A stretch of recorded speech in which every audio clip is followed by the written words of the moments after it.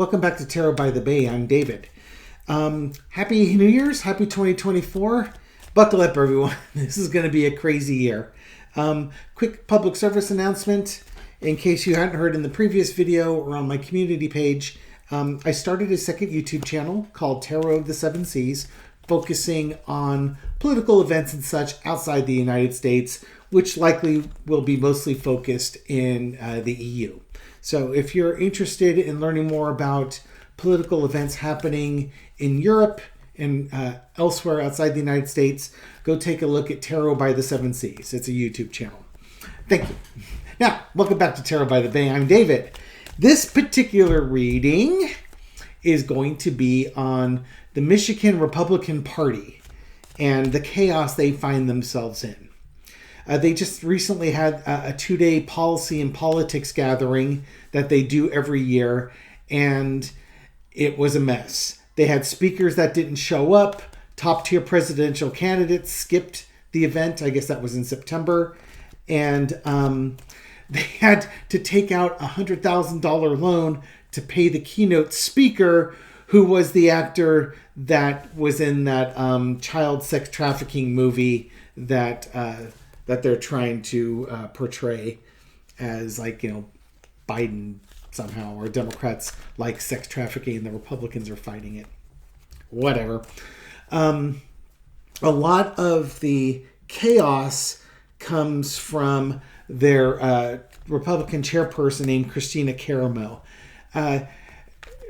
All indication is that she's a MAGA person and probably a QAnon person too. And the article describes her as fiery. That's why I can sort of guess what her political leanings are. But she's replaced traditional Republicans with people who are more in support of Donald Trump and MAGA. Part of the... and she was going to say she was going to raise lots and lots of money, which she hasn't done. And now the Republican Party in Michigan finds themselves in hundreds of thousands of dollars of debt. I think it was over $600,000 is what this article was saying. They also came up with a 4-point scale on how Republican the Republicans are, with 1 being, a true Republican and a 4 being a rhino. The end of the article goes to say that Trump won Michigan by 10,000 votes in 2016, and Biden won by a similar amount in 2020. And that if you want to win Michigan, you have to have Republican votes, independent votes, and Democratic votes. And right now, the Republican Party is constricting. They're kicking out Republicans and alienating Republicans. And if you're doing that, how are you going to get any Democrats or independents to vote for your candidates? Not to mention they don't have any money. And the national Republican organizations, which usually give money to state groups so the state can dispense it amongst the folks in the state where they think they could be competitive, they don't trust the Michigan State Republican Party because they feel like if they give them the money, it's just going to go pay off their debts, and they'll just go ahead and squander the money and lose it all again. So chaos in Michigan. So let's take a look. I'm expecting to get the 5 of Wands here. Let's take a look. Entertainment purpose only. What's the status of the Michigan Republican Party in 2024? Mind you, Michigan is a swing state. It's a battleground state. This is one of those states that Biden and the Democrats need to win to carry the election. Okay, we start off with the 10 of Wands. Not quite the 5 of Wands, but it's a huge burden. This party is in trouble. They've been their own worst enemy, and they have a lot of work to do to unburden themselves from where they're at. Oh, man, forgot to mention, there's a move afoot to remove Ms. Karamo from her position. And the folks that want to remove her feel like they've got enough votes. Now, apparently you have to have like half the party to bring the resolution up in 3/4 to remove her or something along those lines. But there's basically infighting and a small civil war going on in the Republican Party there. So, complicating matters for the Republicans. What they want is harmony and, bringing the party together. But that's easier said than done because MAGA is equivalent to chaos. Chaos does not unite people. Chaos divides people. And underneath it all, they need to come to agreements. They need to get together and get on the same page. If the Republican Party, if their ultimate aim is to be happiness and unite, then they have to agree on certain things and unite. But this is going to be a really difficult task to do. In the past, we got the Five of Cups, disappointment. Michigan turned blue. It's a purple state. It's a battleground state. But they voted for Biden in 2020. And this new chair came in. And she was a firebrand. And she was going to raise all sorts of money. And now, not only did she not raise the money, but now they're hundreds of thousands of dollars in debt. And, Michigan is not the Republican base that they need in order to get a Republican candidate elected for president. Current situation, they're fooling themselves. There's no unity here. There's delusion here. And I think part of this is going to go back to, we're talking about the coming to agreements. This is about the disagreements. And this is almost like, underneath it, they need to come together to get to this. But what you've got are two opposing sides that are trying to remove the chair, which is causing this burden. So, and it looks like the tower, no, that's the Four of Wands underneath. I thought that was the tower underneath there. And it's going to be a while before this thing resolves itself. The longer the Michigan Republican Party is in disarray, the less likely it is that they're going to be able to get Republicans elected in that state. Because they won't have the money for it. The individual candidates are going to do their individual fundraising. They're not going to get any help from the Republican Party as a whole.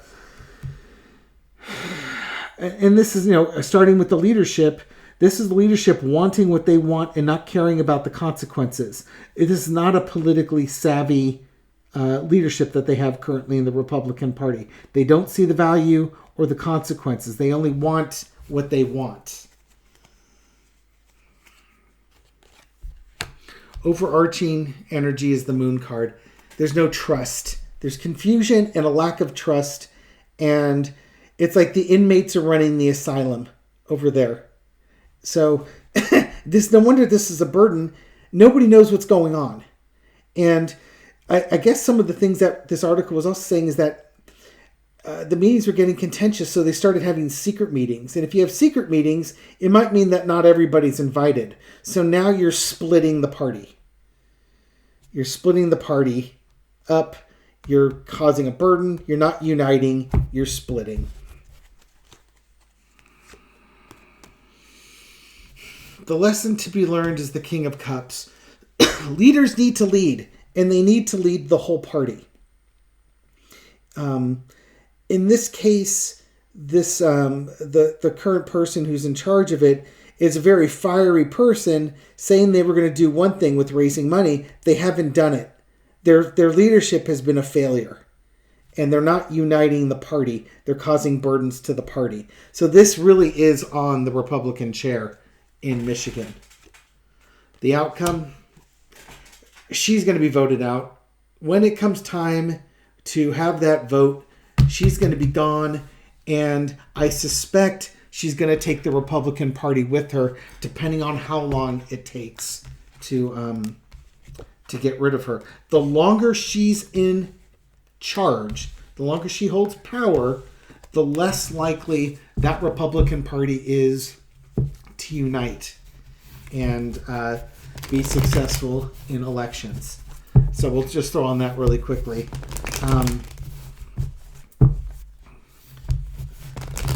They're in a bad way. That is dysfunction 101. And that's going to be something that you're going to start hearing more and more, I suspect, with Republican parties across different states. Arizona, Georgia also have issues with funding and such, because there's a lot of election deniers in there. By the way, this gal, Kristina Karamo, is a vocal election denier. And the people that she's appointed to key positions are also vocal election deniers. So in these states where you've got a Republican Party that's vocally in the election denial business, they're running out of money because big donors don't want to give them money. So they have to rely on grassroots donations. In this particular state, Michigan, there was a story about that. It says that because she was trying to raise money here. Come on, where is it, David? Oh, right, here we go. With major donors fleeing, Karamo pitched a new direction for the state party. And there's the Ace of Cups. Trying to persuade nearly 500,000 small business owners in Michigan, who she claimed were right-leaning, to contribute $10 to $50 every month. After a 60-day infrastructure ramp-up time, she predicted the party would raise as much as $60 million annually. By July, the party had less than $150,000 in the bank. So it doesn't appear to be working. And now they're $620,000 in debt. So they are hemorrhaging cash. Okay. What's going to be the impact of the elections in 2024 if the Republican Party continues carrying down its current path in Michigan? Let's take a look. Oh, hanged man. I think if they don't get their acts together, this is the willing sacrifice. This isn't looking things new. This isn't like, oh, we lost the election, we need to do things differently. This is, people holding on to power to the very end, to the detriment of everything else. And there we go again, King of Cups. This is all about her holding on to that power. And I suspect she would rather burn it down to the ground than willingly give up power. And that is the biggest problem we're seeing with the Republican Party right now. They're not getting the money in. The money's not flowing in.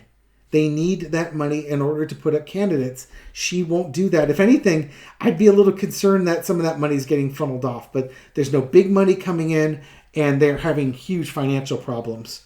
And it's going to kill the party's chances in 2024 of having any success in there. Yeah, there are financial issues too going on. She's bringing the party down. Money's not coming in. They're running out of money. Now they have to figure out where they're going to spend it. And this is all about her ego and her leadership style. If you've got a finite amount of resources, are you going to give it to candidates that have the best chance of winning their districts? Or are you going to give it to allies and lackeys? In other words, if you're if you have a candidate that's, needs some money and has a chance of winning a certain district versus giving it to a MAGA person who's been loyal and an election denier, who are you going to give the money to? That's where I think the problem is. The willing sacrifice, the martyr card comes in here because of the choices they make and who they have allied themselves to. Who she's allied herself to is all a part of the drama that she's got in here. And by the money not coming in, she ends up funneling money towards people that she likes rather than towards those who would advance the Republican Party. So the longer this woman is in charge, the more likely the Republican Party is going to be ineffectual in Michigan. Maybe you should ask about that. When they remove, and I suspect, at some point she's going to get removed. If you don't have the money, she's going to lose her job. That's just the way it's going to be. Might be after the elections. But once she's removed, what will the Republican Party, what troubles are they going to be facing? How do they recover? Or do they recover? Or do things get worse, What's just the energy around the Republican Party after Miss Karamo is removed? Now, again, that removal could happen next year. That could happen 10 years from now. Who knows? But I'm going to assume it's going to happen sooner rather than later, especially if they are not successful with their elections. In Michigan, what's going to happen with Ms. Karamo? She's gone. I think she might be able to survive. Let's see if she survives. She's going to be removed. It's just a question of when. Will it happen before or after the elections? Because the money. There's no money. She said she was going to be raising money. She didn't get the money raised. She's got to go. There might be some self-enrichment there too going on. She probably took care of herself and her allies quite well, but she didn't oversee the whole party. And the whole point of her position is to make sure the party is healthy and all the candidates who are viable candidates have enough money come around to help advance their election. She came in as the firebrand. She was going to do things her way. She said she was going to raise money and take care of the Republican Party. She failed. And she divided the party. She didn't unite them. She divided them. She was going to try and unite the party, but it was going to be under the Donald Trump election denialism thing. And that message isn't resonating. And I think the party will probably start to recover after she's gone. Now, one last question. I was going to wrap it up there. Will she be gone before... Let's cut the cards here so that the bottom card's not on the bottom. Will she be removed before the 2024 elections? We should ask. Will she be removed before... I don't know. Summer solstice. How about that? Give Spirit a timeline they could sink their teeth into. That gives her 6 months. I would expect she might be gone in the next 2 months. But will she be removed before summertime, the summer solstice? Because now you're talking primaries and going into the big election season. So it's kind of critical. Will she be removed before then? Temperance. The process might be there, or there might be negotiations going on. She may not be out by then. Fool, getting ready for a new journey. The money's gone. The money is gone. And they're going to boot her. Yeah, she's not the star there. I think by summertime, the Republican Party has realized that they need to get working on removing her. Or they've been going through the process of negotiating a new person to bring in. The money's gone. They need to get rid of this woman and send her on her way. It was a foolish journey to put her on, and they need to replace her with somebody who's going to help the party out. I think by summertime, right around in the summertime, it'd probably be, June, July timeframe. Call it more like the July timeframe. 4th of July, here you go. 4th of July, we're going to have the fireworks over here. Like on 4th of July, she's going to be replaced by somebody else. Patriot. But honestly, I think that's too little too late. The elections, are well underway, and you need the money, and the money's not going to be there. I think Michigan's really screwed the pooch on this one as far as the Republican Party goes. And, well, that's what happens when you go with firebrands and extremists as your leadership. They don't unite, they divide. And the Michigan Republican Party is going to have their work cut out for them to try and reunite the party. And I would imagine some percentage of that party that supports Ms. Karamo is going to be really, really upset that she's been removed. So you're not even going to have the full party on board with it. But that's not my burden to bear. That's the Michigan Republican Party's burden to bear. Good luck. Anyways, thank you very much for watching this video and supporting my channel. I appreciate it. Thank you for all your shares and your likes and your comments and everything you do.